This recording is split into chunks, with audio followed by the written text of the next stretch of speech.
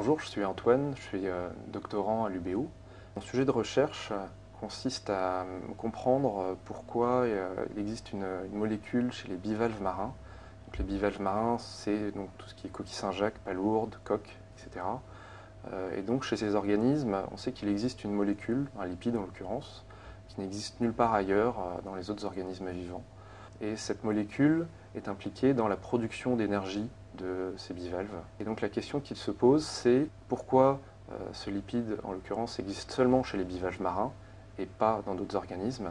C'est pour ça qu'on fait appel à divers domaines de recherche, à la fois la biologie marine pour l'étude des bivalves, la biochimie parce que ce lipide concerne la production d'énergie pour ces organismes, et également la chimie, dernier domaine de recherche, car j'étudie ce lipide grâce à des techniques d'analyse en chimie, plus exactement en électrochimie, donc ça concerne la chimie aux électrodes.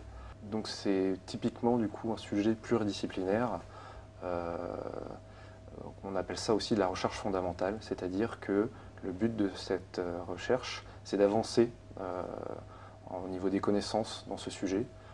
Il n'y a pas forcément d'application concrète trouvée directement. Ça m'amène du coup à travailler avec des gens de domaines très très variés. Donc déjà tout d'abord j'ai des encadrants de thèse, donc un encadrant de thèse qui travaille à l'IEM, donc à l'Institut universitaire européen de la mer, donc pour tout ce qui est de la partie biologie marine, on a envie de dire, molécules d'origine marine.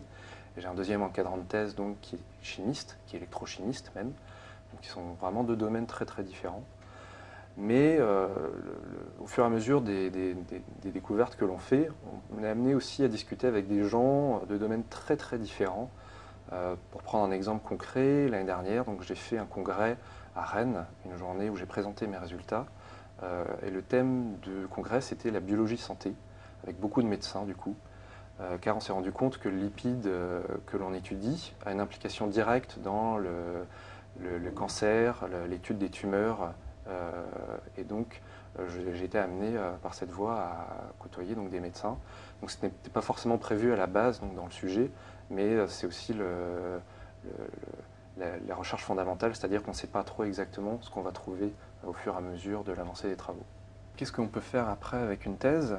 Donc, dans mon cas, typiquement avec une thèse donc, qui a été faite en recherche fondamentale, la voie de l'enseignant-chercheur est tout indiquée, puisque la grande majorité des chercheurs donc, à l'université sont à la fois enseignants et chercheurs.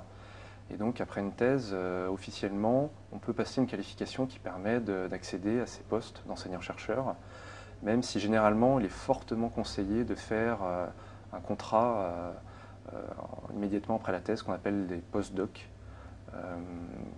puisque les post-docs en général faits à l'étranger permettent d'avoir un dossier très solide pour permettre après d'avoir un poste d'enseignant-chercheur.